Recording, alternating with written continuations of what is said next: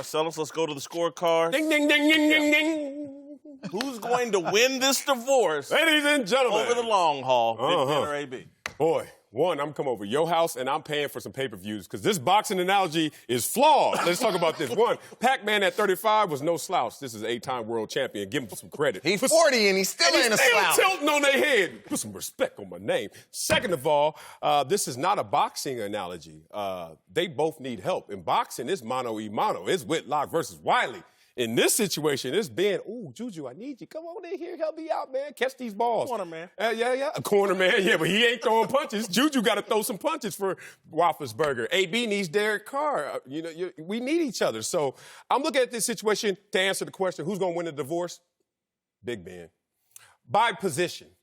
By the fact that you don't need athleticism for longevity. By the fact that he's going to be able to walk into Canton with less resistance than what AB is going to face. This whole new TO angle and making you wait for the third round of your Hall of Fame candidacy is going to be an issue. Third ballot, TO. And if AB becomes a top 5 receiver, he won't even stay in Oakland for long or Las Vegas. He will bounce around this league. You know why? Here's a couple of names of the top 3 receivers, top 4 receivers, maybe in all-time history. Randy Moss played for 5 teams. We're talking about the Vikings and Patriots we know him for. Y'all remember the Titans and 49ers? Raiders? Everybody? No? Okay, Jerry Rice, 3 teams. Seahawks. Remember Jerry Rice? I don't remember that. But Yeah. I do. I remember that. T.O. with your Bengals. Oh, the Bills. I mean, look. Chris Carter, Vikings, Dolphins, Eagles. Like, the thing is, if AB is AB, it ain't going to end as a Raider. So that's going to hurt him as well walking into Canton. This whole perception of who's going to win this divorce is going to come down to the longevity and then the post-career. And I think that Roethlisberger wins that. When I look at it, I think Antonio Brown is becoming more of a sympathetic figure. And the way we look at things these days is what did you just say? I was about to say. Believe you me, there is enough criticism. See, this is how things work. When it's a high-performing athlete that's out there, the media has a way of really piling on, whether it's deserved or not, they pile on those types of guys. And it turns into so much coverage and so much of an adversarial type of approach on that figure that he becomes sympathetic. And what's interesting here is Ben is trying to get the spotlight off of him so that he can become a sympathetic figure, but he's doing it self-proclaimed. Oh, you're my friend. Well, there's a lot of people out there that's sitting there looking at it like, man, AB just said, you wasn't my friend. I did what I had to do, try to survive. There's going to be more people out there that are paying attention that can relate to AB's approach more so than Big Ben's. And I'm telling you right now, it's not about, I agree with the boxing analogy. This isn't a head-up, one-on-one thing. No. Floyd is able to sell boxing matches by becoming a villain.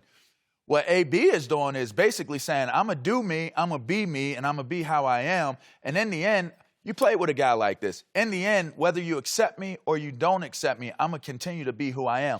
As long as AB performs and continues to be true to who he is, the people that dislike him will dislike him. But at the end of the day, he has gotten so much scrutiny that he becomes a sympathetic figure. If he performs well, you watch what I tell you. People going to come back around and be like, AB always could play. I mean, I don't like him as a person. Hey, I don't think he's a cool dude, but he could always play. The only flaw in that argument is if he performs well. And he needs somebody else to help him perform well. And Derek Carr has not been Roethlisberger. So it's like, who wins the divorce? Short term or long term? Long term.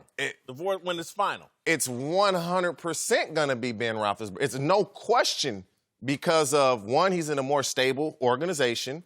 He is a quarterback. He can play longer. And he can really dictate his success. Ben Roethlisberger's played well with Santonio Holmes. He played well with Mike Wallace. He played well with Antonio Brown. He's going to play well with Juju and James. That's the Steelers. They have that stability to where they have.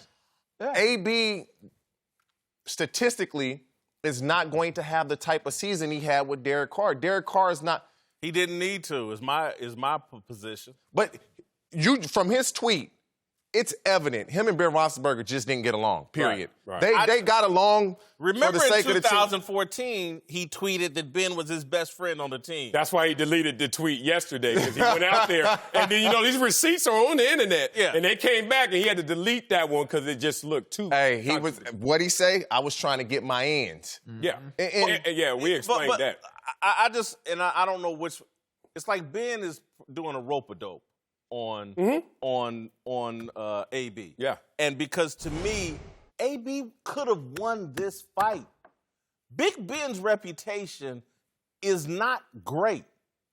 Particularly, you go back when he really had the off-the-field issues or whatever. So if AB had fought a different fight, don't go. You got your money. You went off to Oakland. Leave Big Ben alone. Don't engage. I think he had a chance if he went out there and just only up 1,200 yards, 10 TDs in Oakland. how many catches? Who knows? But just put up nice numbers, and then people would have argued, man, Ben ruined it. He could have had AB and Juju. This could have been the difference. But by engaging and by not, because again, some of what Ben is doing is passive aggressive. When you say in one voice, I regret criticizing AB, and then in the next voice you say, but look how James Washington handled it. Yeah. That's a shot That at you're AB. okay with the criticism that right. That's a shot at AB. AB needs to leave this alone. Well, AB's biggest flaw is not the fact that he's talking about Ben Roethlisberger, is that he's not calculated in his responses. Ben, rope-a-dope, passive-aggressive, is calculated. He's pulling vet moves on AB, who looks emotional. So when you look emotional, you look erratic. So people don't know how to follow you, so therefore they just lose you. And they say, just go home. This guy is out of his mind. Instead of respecting everything he's saying, he should have played it. Look, Kobe Bryant did the same thing. This whole Black Mamba came from, okay, I got some issues in the past. Let me wash my hands clean, accept this villain role, and then run with it. And everyone kind of gives you the Kobe treatment, which is love. You have some indiscretions, but it's all love. Roethlisberger is doing the same thing. Like, look, man, I'm going to embrace who you guys think I am, and I'm regretful for the things that... I still think that comes back to relatability. People can relate to Kobe Bryant. They can relate. They can what? Not from the beginning and not now. No. Not so much What? in the beginning. Italy? Not so much in the beginning. Afro, Kobe, dating Brandy, McDonald's commercial. Dudes was complaining that the dude wouldn't even hang with him. That's fair. That's fair. Nah, but Kobe ain't relatable. I think there was relatable moments to Kobe Bryant just based upon how much he was comparable to the greatest that ever played the game in Michael Jordan. Go ahead. Yeah. So with that being said, I do think that when you're talking about Roethlisberger using himself in a way where he's trying to rope-a-dope and be a little bit, southpaw with how he's coming with his angles, I really believe it's almost culturally driven, right? If I look at it from this aspect, I'm okay with Ben and I'm with Ben. But on this side of it, I think it's 100% calculated what AB is saying. And the reason being is because there are a lot of people that AB is around. Super popular rappers, super popular up-and-coming players, super popular current players, and they are all in AB's corner. They're all in his camp. They're all in his community. And that might be one of the things that John Gruden was talking about. Stop listening to all these dudes in your ear. His community embraces him. So for whatever it's worth, he's okay with playing a villain's role, not because it's a NFL thing. It's a cultural thing that AB is leaning on right now. I understand your point that there is some support out there for AB. Of course, he's a talented guy, and we worship talented guys, super talented. And he's got a nice little social media following, and people like to draft off of that. But I don't think he's calculated. Right. Because you're not deleting tweets hours later if you calculate it. Again, I mean, that might have been a misstep. No, Might have been a tad bit of a misstep. Several missteps. Because all AB has to do is what Marcellus has been selling all summer. Let your resume speak. Let your work speak. That's his only real defense against Big Ben. But that's not what we do, though. You have to bite back. That's just, it's in us. It's in Ben, on the history of the league, everybody has always sided with the quarterback. The quarterback can do no wrong. It's always the other guy's fault, especially when it comes to the receiver. Doesn't always. apply to Ben, though. And so... Ben was in a different position if AB played it right. Yes. Or continues to play it better. When you grow up how he grew up, you don't grow up the way you grew up and turn the shoulder and handle things with grace and class. We gonna bite back. That's just the reality. Here's my thing. Right or wrong, that's what it is. But we're professionals. We're more mature. We're evolved. You got to play the game in the rules that you're playing in. So you need to adapt, I would say. But I want to say this. Since you leave, doesn't mean you lost a divorce. Since AB is gone, doesn't mean he lost a divorce. He's down on the scorecard right now. I will have to say that. But this is the face-off moment. My boy Max Kellerman used to host this. Before the fight, when they both woofing.